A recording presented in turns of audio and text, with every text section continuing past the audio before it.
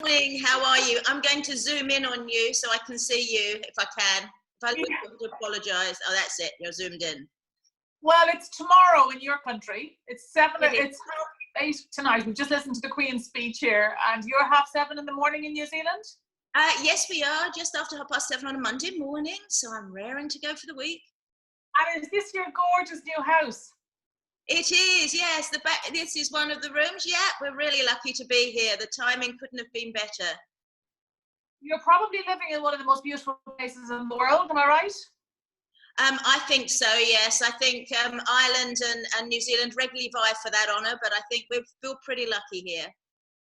Yeah, you built this gorgeous grand design out on some gorgeous bay. I think I saw the bay actually myself when I was there, but you hadn't built, obviously, you hadn't started.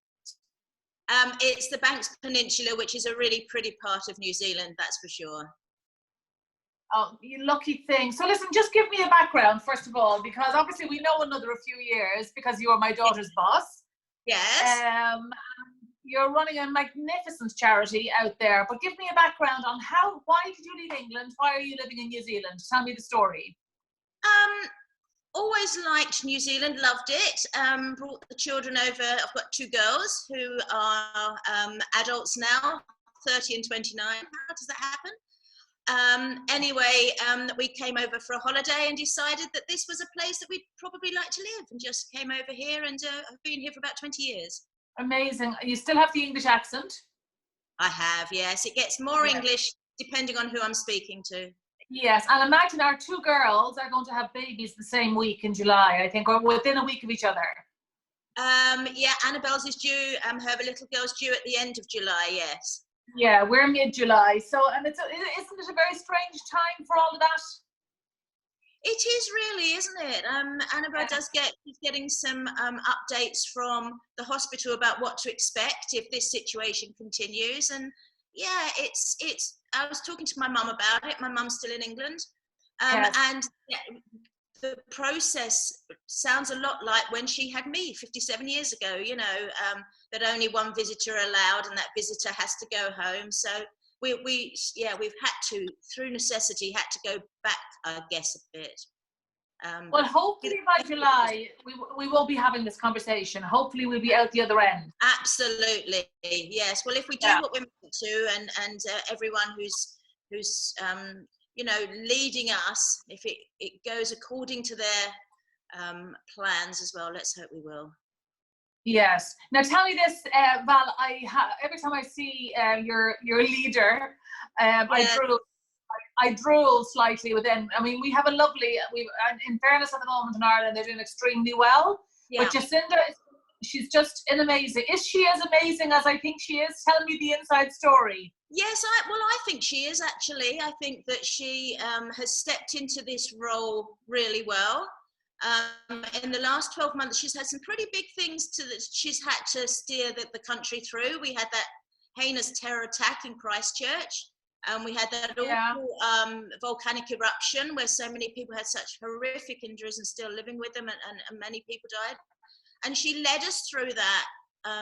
Those really, I feel really well, and a lot of the people I know and my colleagues feel the same. And I guess for this, she's been really clear about what her expectations are from us as a nation, I guess, and as a community. The government sent out a table with some alert levels. So we've got from level 1 to 2, 3, 4. I don't know, is that the same in Ireland? Not really, but we're kind of on that, but yeah, not really the very same. Cool. So so they started at level 1, which was the lowest, where we had to prepare, and then it went through to reduce and restrict, and level 4 was eliminate. So at the end of March, think about the 25th, the government announced that we were moving from level 2 up to level 4. Within 48 hours, we'd be at level 4. So they immediately this level 3, which was restrict and then eliminate. So we moved pretty quickly, to be quite honest, Debbie. Yes. And I guess through regular updates, as a leader, she's always been really clear about what the government are going to do. and what the expectations are of us as a community. So I guess for me as the director of the charity, it's meant that I've actually been able to take some of that way of being and working and apply it to how I've worked within the charity. And then in your personal life, you know, so you've been able to sort of, that same way of being, I guess, has been allowed to be filtered through. Mm-hmm. Val, when I was in New Zealand visiting Sophie, it struck me, I mean, it's a beautiful country. It struck me that it was like being in 1980 in Ireland. So there was less cars on the road, there's less housing. It's absolutely, it's exquisitely beautiful. But definitely where we were anyway, it was like a lower, I mean, everything was quieter. You know, the supermarkets were like, it was just it was like being in 1980 for me. So in a way, I wonder, is that a good thing when it comes to the virus? Because we're so globalized and so swamped by, you know, stuff and cars and noise and traffic and diesel and flights. Whereas New Zealand really is still kind of I don't mean a few years behind, obviously, but just, it's a quieter country. Well, I guess we've got under 5 million people for a start. And I think that the country's probably the size of Great Britain, something like that. So we're a relatively large country. Christchurch, where I live, we've got a population of just over 380,000. And, you know, we've got things like an international airport and that. So the cities are smaller.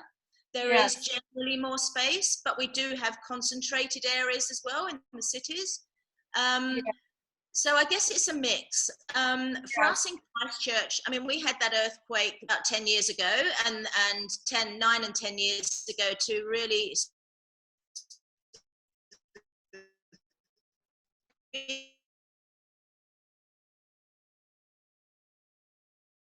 events which shattered us or updated with our buildings and that. So for me, it doesn't feel as it did when I first got here. But I guess the population and the smaller numbers to share this beautiful country certainly will have an impact. Yeah, I mean, it's such an exquisite place. Like, it's just, I mean, it is quite like paradise. When we flew down over the Remarkables, the mountains, and we went down to Queenstown, like, it does take your breath away. That turquoise lake in Queenstown, and it's absolutely, now, to be honest with you, it wasn't unlike parts of Connemara to me. Yes. Connemara, as you know, you were in Connemara last year with us, but it wasn't unlike Connemara, only your weather was nicer. But the people were it was just, for me, I think you're in a good place with I don't mean with the virus, but just because there's more space for everybody. It's a quieter way of living. It's not as, not as plastic as we have become. So you don't have to we're going to have to make serious changes in our lifestyles. I don't think that you'll have to make such serious changes. We definitely have to, Yeah, I think you're quite right. I mean, we're an island a long way away from lots of, our neighbour Australia, obviously, we're very close there, and that is our sort of popping destination, if you like that, in the islands. But we do, at times like this, you feel that you're cut off for good reasons, I guess. I think it's interesting for us. We do rely really heavily on tourism, and I think that's going to be economically really interesting to see how that pans out. But as a nation ourselves, we're pretty self-sufficient. And you're right, we've got access to some great natural resources. So I think that will also strengthen us and help us over the coming times. Yeah, like, I definitely think we're going to have a new set of guidelines. All of us live our life a different way here because we're doing it the wrong way, and Mother Nature is screaming at us. Whereas I think you guys, you're a little bit luckier that Mother Nature probably is more part of your life. Nature is such a part of New Zealand people's lives, I think. So what change do you see changes ahead, Val, for New Zealand, like going forward for us all as mothers and grannies and women? And do you see changes in your life after this? I hope that we'll take more time to smell the roses, to quote an English saying. And I hope that I hope that we just give those things more time. I think you're quite right, because of us and our geographical location and what we've got on our doorstep. I think we are better than some countries, better equipped to do that. I just hope that we don't spend too much time trying to catch up and more time just, as you've just said, enjoying what really is important. Yeah, you're definitely lucky where you live. I mean, obviously Ireland is a beautiful country as well, but we have to make strategic changes going forward, or we're going to end up back in the very same situation in 2 years' time and in 3 years' time. And we have to worry about our grandchildren. You know, we have to think about our grandchildren. Yeah, that's exactly. Well, listen, I started this chat really from my own kitchen, and 2 weeks ago, and thousands of people have been watching it and messaging me ever since. So really, I just wanted to touch base with you because I wanted to say that we're watching Jacinda Adern. Obviously, she's one of my heroes. Yes. And I think we need more. I think we probably need more female leaders in our world. When you look at some of the males, I won't mention. And it's lovely to touch base with you. I just want to say to you that I was at a conference about a 16-hour drive north of Moscow about 2 months ago.